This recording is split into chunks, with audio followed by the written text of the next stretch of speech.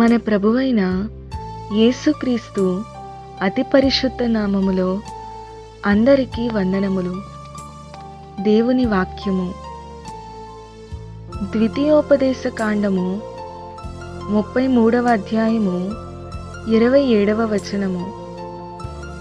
శాశ్వతుడైన దేవుడు నీకు నివాస స్థలము, నిత్యముగా నుండు బాహువులు నీ క్రింద నుండును. ఆయన నీ ఎదుట నుండి శత్రువును వెళ్ళగొట్టి నశింపజేయుమనెను.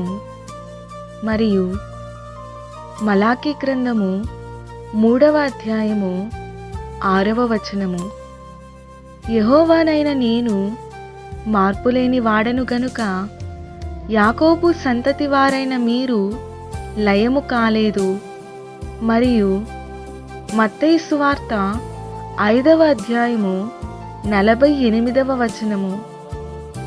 మీ పరలోకపు తండ్రి పరిపూర్ణుడు గనుక మీరును పరిపూర్ణులుగా ఉండెదరు. ఆయన శాశ్వతుడైన దేవుడు, ఆయన మార్పులేనివాడు, ఆయన పరిపూర్ణుడు. దేవునికి మహిమ కలుగునుగాక. ఆమేన్.